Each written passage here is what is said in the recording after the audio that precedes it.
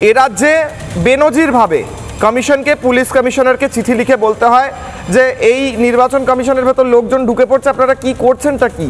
তারপর যদিও পুলিশ কি ব্যবস্থা নেয় সেটা আমরা দেখেছি, যারা ফেক বিএলও, ভুয়ো বিএলও, তৃণমূলপন্থী বিএলও এবং বিএলও নয় যারা, তাদের না আটকে সংবাদ মাধ্যমকে আটকানো হয়। দেখুন অনুপমের বিশেষ প্রতিবেদন। মুখ্য নির্বাচন আধিকারিক এবার চিঠি দিল কলকাতা পুলিশ কমিশনারকে।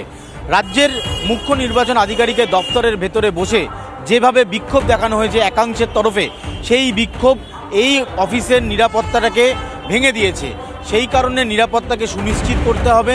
শুধু এই অফিসের নিরাপত্তা নয়, এই অফিসে যারা কর্মচারী রয়েছেন, যারা সিও দপ্তরে রয়েছেন, তাদের নিরাপত্তা, তাদের বাড়ির যদি কোথাও কোনো সমস্যা হয় সেখানের নিরাপত্তা, এই যাবতীয় বিষয় নিয়ে এবার কলকাতা পুলিশ কমিশনারকে চিঠি দিল নির্বাচন কমিশন। এবং চিঠিতে স্পষ্ট উল্লেখ দেওয়া হলো যে এবার থেকে আর কোনোভাবে যেন এই নিরাপত্তার কোনো গাফিলতি না হয়। তো আমরা দেখতে পাচ্ছি কলকাতা পুলিশ পোস্টিং রয়েছে, গার্ড রেল দিয়ে, দড়ি দিয়ে গোটা অংশটা বেঁধে রাখা হয়েছে যাতে কেউ ভেতরে প্রবেশ না করতে পারে। যারা ভেতরে যাচ্ছেন তারা কি কারণে ভেতরে যাচ্ছেন সচিত্র পরিচয়পত্র দেখেই তবেই ভেতরে ঢুকতে দেওয়ার অনুমতি দেওয়া হচ্ছে। কলকাতা পুলিশ কমিশনারকে চিঠি দিয়ে এখানকার নিরাপত্তাকে আরও আঁটোসাঁটো করার দাবি তুলল নির্বাচন কমিশন।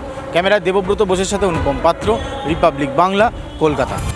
সংবাদ মাধ্যমকে কতক্ষণ আটকে রাখা যাবে, মমতা বন্দ্যোপাধ্যায়ের পুলিশ কতক্ষণ আটকাতে পারবেন, এভাবে খবর আটকাতে পারবেন কিনা, বিএলও, ফেক বিএলও এবং তৃণমূলপন্থী বিএলওরা ঝামেলা করছেন সেটা আটকাতে পারবেন কিনা, সেই খবর আটকাতে পারবেন কিনা সেটা প্রশ্নের বিষয়।